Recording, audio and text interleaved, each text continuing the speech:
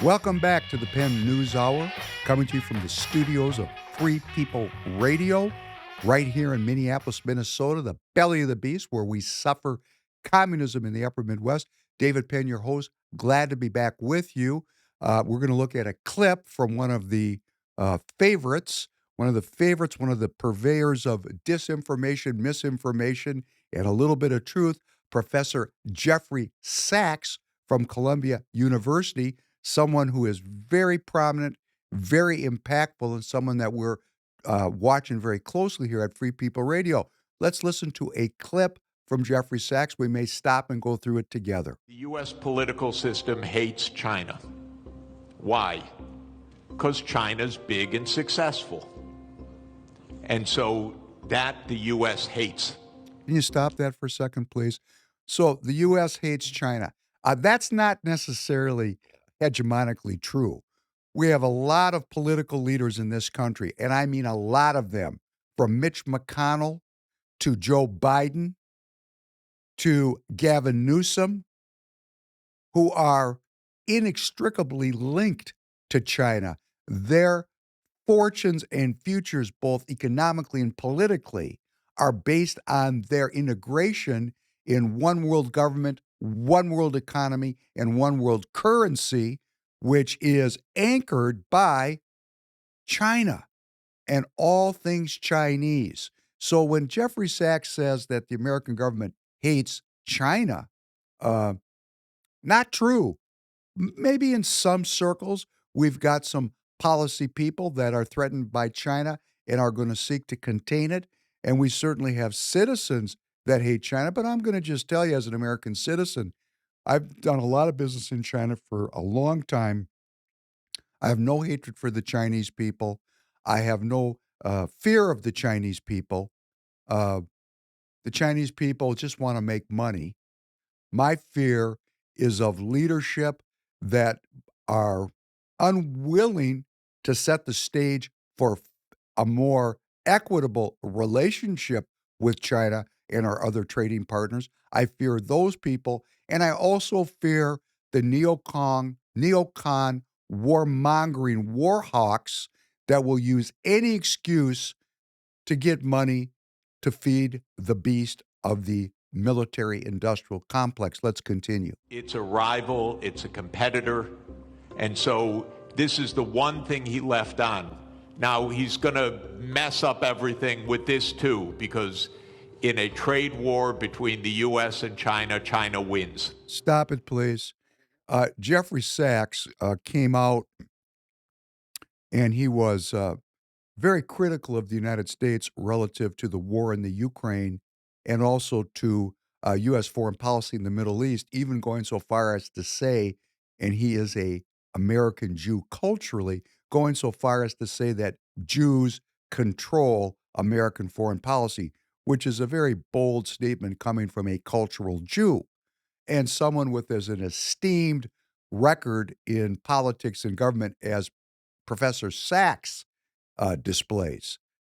And I thought, wow, is Jeffrey Sachs coming on over to the nationalist side of the football?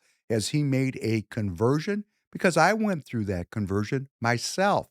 And having hope that people will look at the failure of the globalist architecture, what it's doing to our country, my hope is that people will change their position. I mean, that's what politics is all about, right? Convincing people. It's not about going to war. That's politics by other means.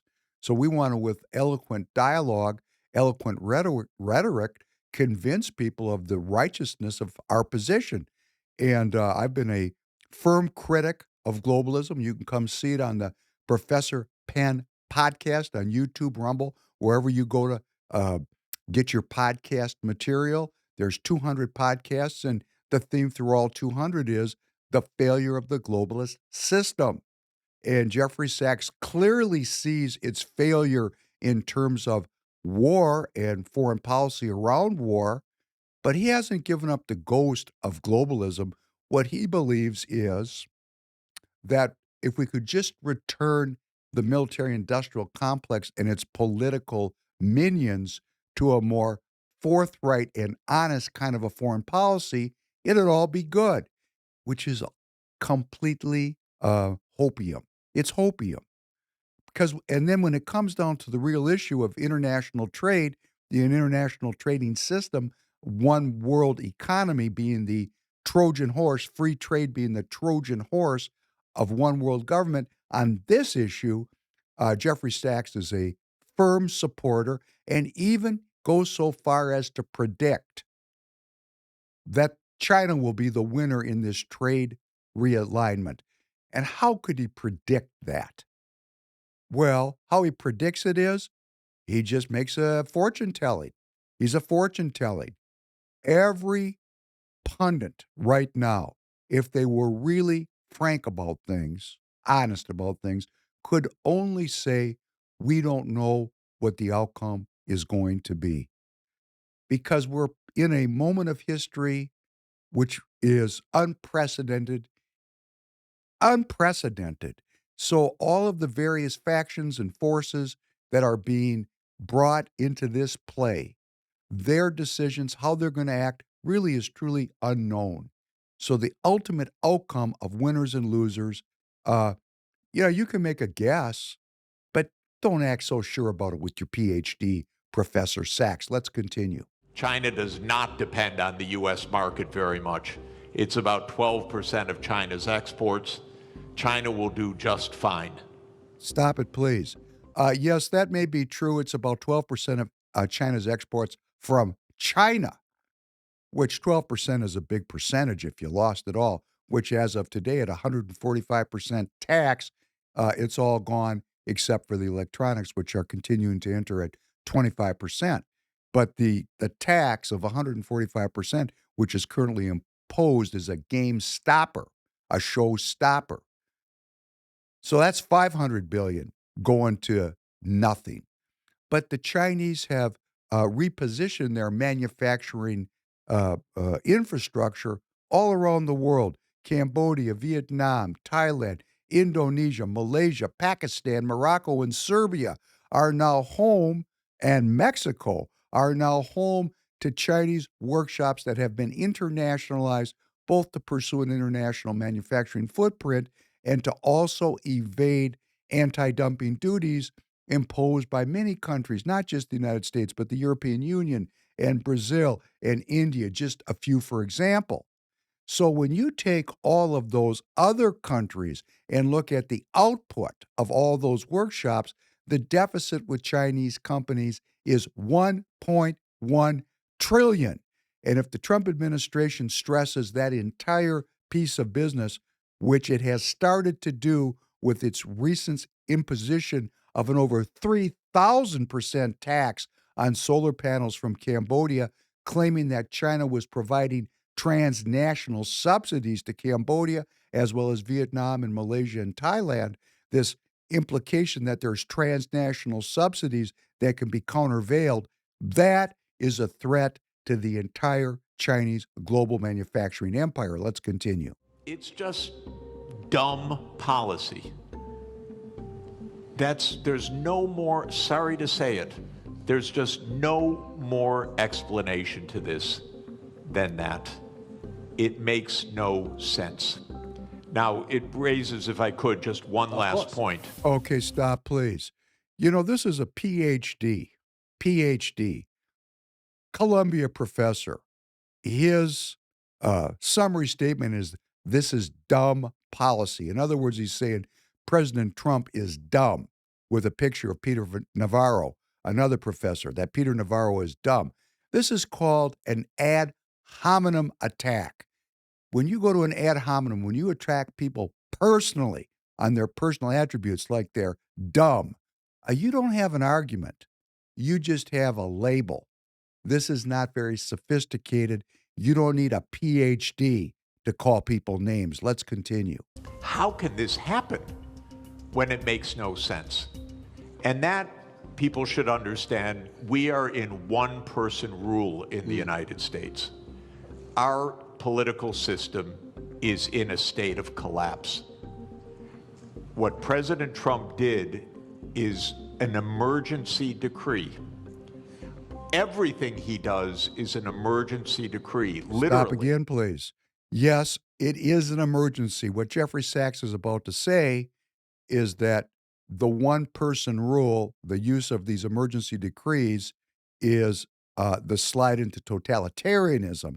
And it is not. It is President Trump using the powers invested in him by the Congress that abdicated its authority over trade and trade tariff over many decades, vesting those powers in the chief executive. President Trump is using those powers, emergency powers, because it is an emergency. We're $37 trillion in debt. We have over $1 trillion trade deficit. The interest payment on our $37 trillion federal debt, the interest payment exceeds the spend on the U.S. military. It is conceivable by the end of 2025, the interest payments will be close to $2 trillion a year. These payments, our financial situation is an emergency, in my opinion, and it's an opinion. It's an opinion. I don't see us slipping into totalitarianism. I see us slipping into financial insolvency. Let's continue. You can go on to whitehouse.gov and then follow the menu to executive decrees. And there are dozens of them. And each one starts the same way. With the powers invested in me as President of the United States, I hereby declare A, nonsense, B, nonsense, C, nonsense. Because he's king. Those powers are not invested in the President of the United States. They're invested in the Congress. Stop, please. Jeffrey Sachs is telling a tale. In the Constitution, which he's going to reference, the powers are in the Congress. But if you take a look at the authorities that President Trump is using to declare these emergencies, and as the president, he's entitled to an opinion. His opinion does not make him a king, he's a president.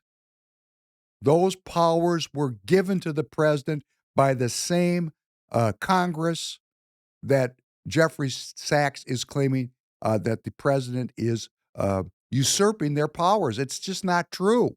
Let's continue. Article 1, Section 8 of our Constitution, it says that all duties originate with the Congress, and specifically in the lower house. All legislation has to start in the House of Representatives. So that is a manipulation on so many levels. It gives an outcome of a trade war when there is no outcome known yet. It attributes to the president an ad hominem, that he's dumb, which is not an argument, it's just a label. And then it mischaracterizes the president as operating as a king, usurping powers, when in fact he's using the powers that the Congress gave to the office of the president. President Trump is not acting as a king, he's acting to save the economy of the United States of America. Jeffrey Sachs is not acting as a PhD professor, he's acting as a cheerleader for the continuation of globalism. Thank you very much for joining. This is David Penn, your host of the Penn News Hour. Looking forward to be back with you soon again.